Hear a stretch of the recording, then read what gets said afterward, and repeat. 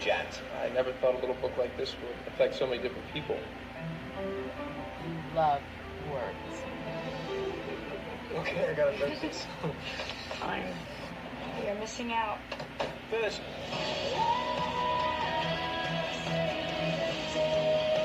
I have to tell you something. You can't slide out of it now. Critics are calling The Words a must-see. The Words, rated PG-13. Who the fuck says we like words? That has to be one of the stupidest quotes I have ever heard in a movie. It would be like me saying, I like walking. Or somebody saying, I like running.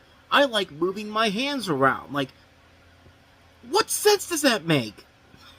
Welcome to Time About the Movies, everybody. And you can tell we're off to a wonderful start today because we've got 4 movies for September 7th, 2012. We are still in the dumping weeks of the time of the year, of like late August, early September. You get the idea. And boy, this one is definitely one that should have been dumped. It's a CBS film. I mean, what did you think was going to happen?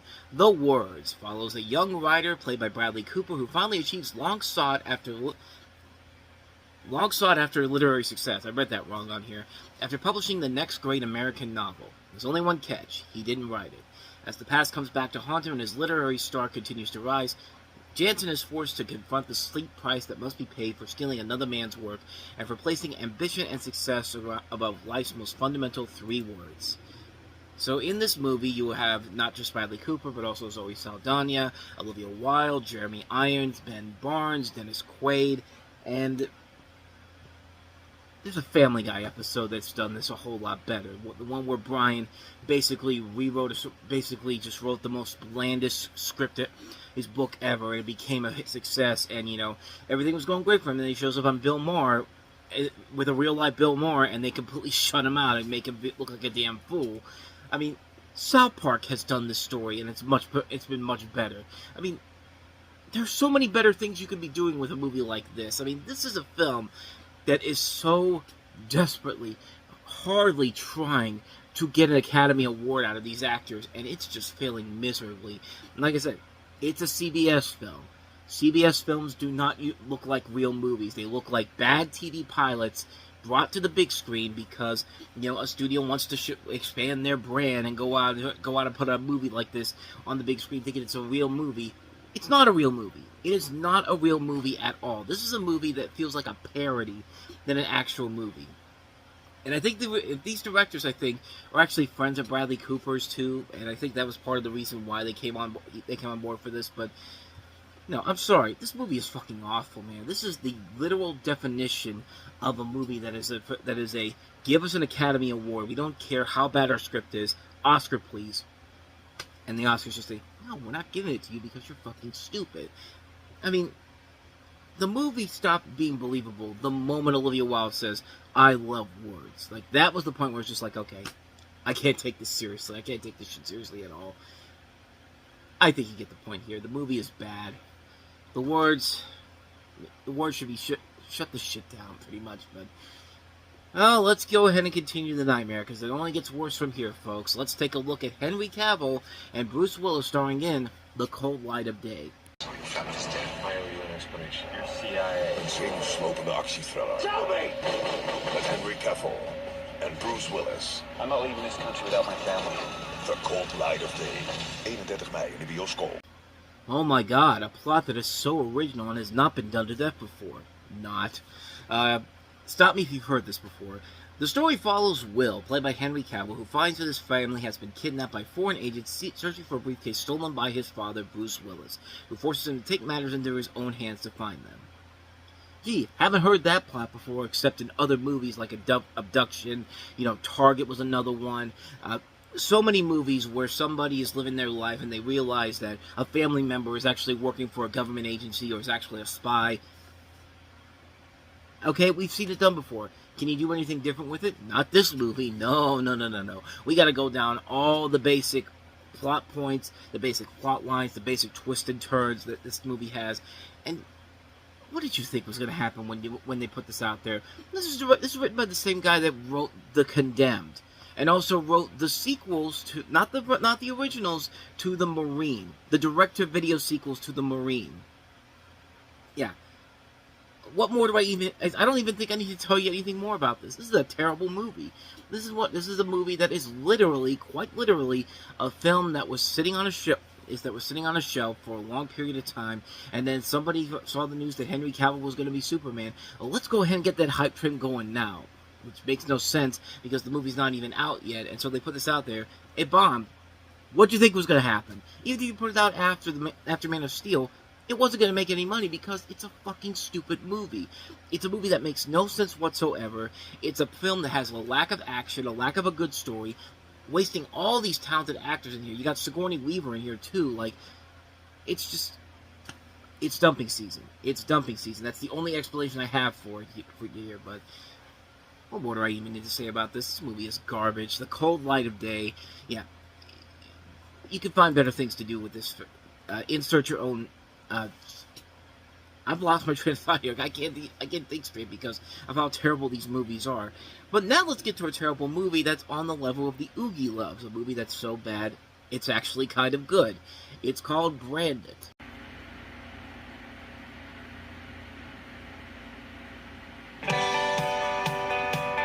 America is falling in love with the burger.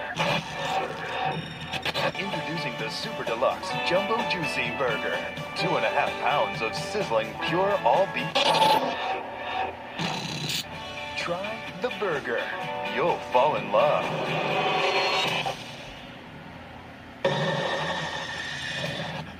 Gentlemen, we have perfected the code. How far are you willing to go? We'll do whatever you advise. Like, what is even happening in this movie? That's what you'll probably be thinking when you watch this. It's just like, what is happening here? It starts off with documentary-style flashbacks showing Misha's rise to a powerful marketing executive. Misha, being played by Ed Stoppard, and now in Moscow 2017, 5 years from now, this is what Moscow's going to be like. Misha is a powerful marketing executive working to spread Western brands, and like the businesses he works for, nothing will stop him in the greed.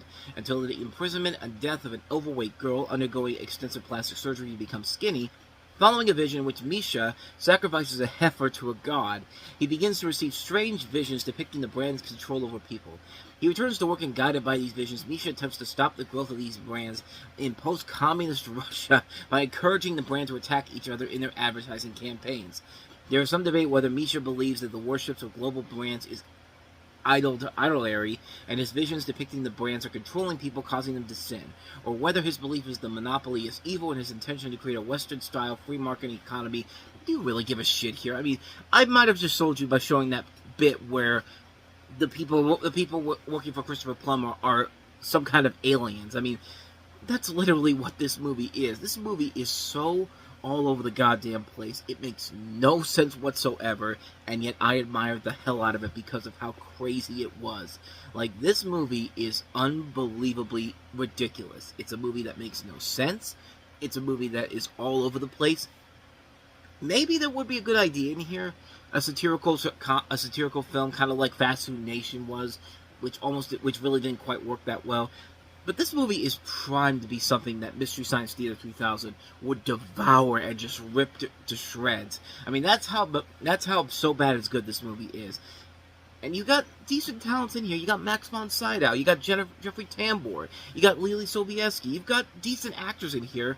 But I really don't think the movie had any idea what they were doing here. I mean, it really just felt like a film that they were literally building as they were putting it together. I mean, like, if you want to do something like this, do something like that short that came out around, I think it was around the same time. It was like I can't remember what it was called now. It was like a billboard, it was like an advertising short film.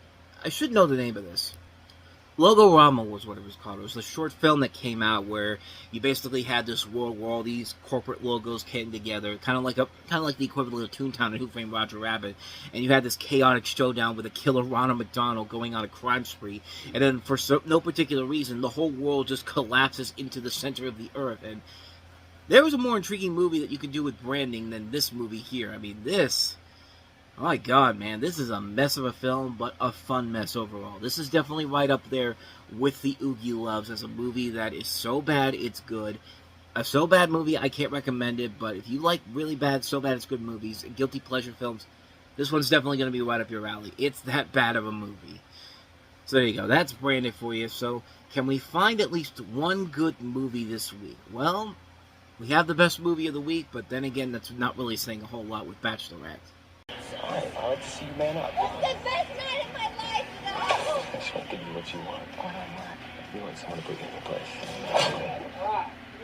I really hate weddings.